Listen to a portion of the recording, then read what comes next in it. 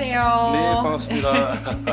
저희 이제 방송하고 나서 제 네네. 주변 지인분들이 이제 여쭤보시더라고요. 자기 아들내미 이제 변호사 시키고 싶은데 예, 예. 아니 같이 하시려면 공부 어떻게 하셨대? 이렇게 물어보시더라고요. 이 공부하실 때 되게 어려웠죠. 이게 시험이라는 제도를 이제 통과해야 되는 거니까 개인들마다 다 어려움은 있었다고 생각을 합니다. 예. 그러면 시험을 좀 꽤 많이 봐야 되나 보다. 그렇죠? 뭐 저 같은 경우는 그때 사법 시험이라 해가지고 그 이제 뭐 어떤 뭐 다른 학력이나 이런 조건에 그 제한은 없이 사법 시험에 응시를 해서 그걸 합격을 하면 그 사법 연수원을 수료하고 변호사 자격이 부여되는 형태였고요.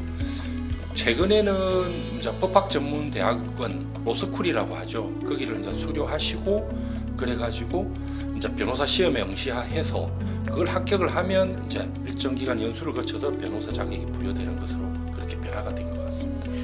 알겠습니다. 이렇게 얘기만 듣기만 해도 굉장히 공부를 많이 해야 되겠다는 생각이 드는데 그러면 저희 오늘 또 변호사님의 이야기를 처음부터 끝까지 알차게 듣기 위해서 무료 법률 상담소 지금부터 시작하겠습니다.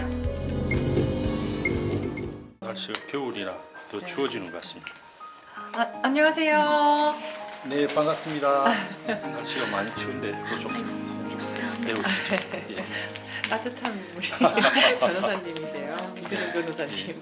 그러니까 저희 아버지께서 네. 어머니한테 그러니까 조론을 하자고 이제 말씀을 하셨어요. 근데 저는 이제 조론을 뭐 주위에서 들어본 적도 없고 뭐 뉴스에서만 봤지 잘 몰라가지고 어떻게 하면 좋을지 잘 모르겠는 거예요. 근데 뭐 사연자님의 약간 복잡 미묘한 감정이 있으실 것 같은데. 네.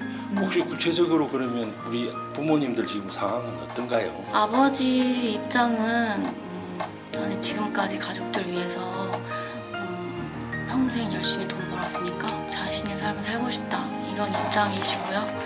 어머니 같은 경우에는 나 또한 희생을 했다.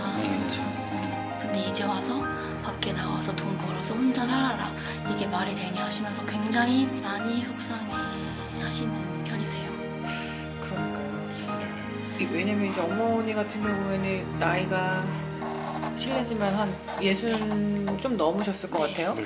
근데 이제 60이 넘은 나이에서 그 여자분이 나가서 이제 예, 생전 안 하던 일을 하려고 하면 굉장히 힘들거든요. 전업주부로 계속 몇십 년을 살아오셨기 때문에. 네, 맞아요.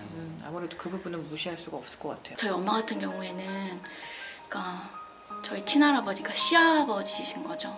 그러니까 3년 동안 병수발을 하셨어요. 그래서 병원에서도 친딸도 아닌데 며느리잖아요. 그쵸. 어떻게 그럴 수 있냐 이렇게 막 얘기를 하는데 저희 아빠 같은 경우에는 그냥 며느리의 의무다.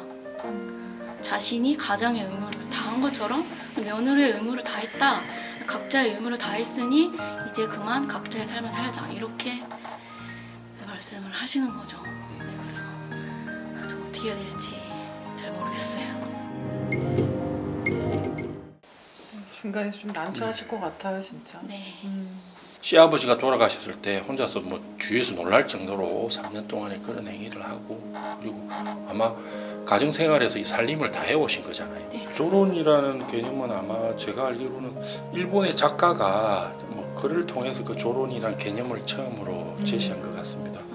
저희들도 뭐 사회적으로 이 조론에 대해서 좀 이야기가 되다가 최근에 그 하급심 뭐 지방법원에서 아마 계속해서 저 폭행에 시달리던 이제 부인이 이제 남편을 상대로 이혼 소송을 제기한 거죠. 근데 이제 법원에서는 통상적으로 보면 요게 그 상대방의 책임 사유에 의해서 혼인이 파탄됐는가 그러니까 이혼으로 판단을 하는데 아마도 그때 제 법원에서는 쌍방의 협의를 통해서 임의 조정을 통해 가지고 조론에 의한 조정을 이러한 개념을 제시했거든요. 그 개념 제시된 그걸 보면 법적으로 쌍방이 그 부부라는 그 자체는 이제 유지하는데 그 서로 별거를 하고 그다음에 법률상 뭐 서로 간에 어떤 의무는 지지 않는다. 시부모의 뭐 생신이다 그럴 때 뭐 상대방이 반드시 참석해야 된다. 뭐 그런 의무는 전혀 없다. 그다음에 쌍방에게 또 뭐 부부 관계를 요구하지 않는다.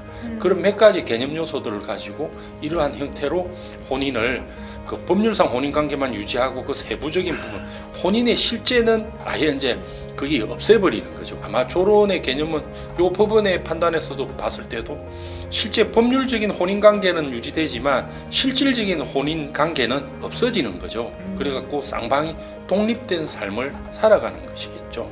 뭐 저희들 말해서 가족관계 등록부나 각종 공부상으로는 부부가 남아 있지만 실제 생활은 서로 독립해서 진행하고 하는 것이고 결국 두 개의 큰 차이는 결국 법률상 그 혼인 관계가 유지되느냐의 문제인 것 같습니다. 이혼은 이제 우리가 뭐 쉽게 표현하면 남남이다 하는 것처럼 법률상 혼인 관계가 이제 아예 없어지는 것이죠. 근데 조론은 법률상 혼인 관계는 유지되되 다만 실제적으로 부부 간에 두 사람이 독자적인 독립적인 삶을 살아간다는 게 가장 큰 차이라고 볼 수 있을 것입니다. 아버지가 뜻을 절대 굽히지 않으신다고 하면 근데 본인의 의지가 있는 것만큼 이 마음을 꺾을 수 없다면 사실은 엄마한테도 그 부인한테도 그 지금까지 열심히 우리 가정을 같이 꾸려왔다라는 고생했다라는 그런 뭔가 이제 보상이라던가 이런 거는 저는 분명히 해줘야 된다고 생각을 해요. 네, 맞습니다. 네, 그래서 그거를 이제 따님분께서 중간에서 정말 좀 이렇게 힘드시겠지만 잘 조율을 해서 이렇게 말을 한 번씩 건네보시는 것도 저는 하나의 방법이라고 생각합니다. 네. 어떻게 좀 마음의 짐이 좀 덜어지셨나요? 네. 이렇게 너무 어떻게 얘기할 데가 없었거든요. 이렇게 잘 들어주시고 좋은 말씀 해주셔서 너무 감사합니다. 잘 해결이 됐으면 좋겠고 예 그렇습니다. 찾아주셔서 감사합니다. 네, 고맙습니다. 네. 좀 전에 사연자 같은 경우에는 사실은 가족 간의 문제이기 때문에 굉장히 곤란하셨을 것 같아요. 뭐 아빠의 입장도 알고 뭐 엄마의 마음도 알고 하다 보니까 중간에서 어떤 선택을 좀 하고 어떤 말씀을 드려야 좀 기분이 상하지 않고 두 분 다 좀 잘 마무리가 될 수 있지 않을까 뭐 그런 걱정을 하시는 것 같던데 요즘 이런 사례들이 진짜 많죠. 우리나라의 지금 현재 대부분의 그 이혼 소송의 그 판단의 근거는 파탄주의입니다.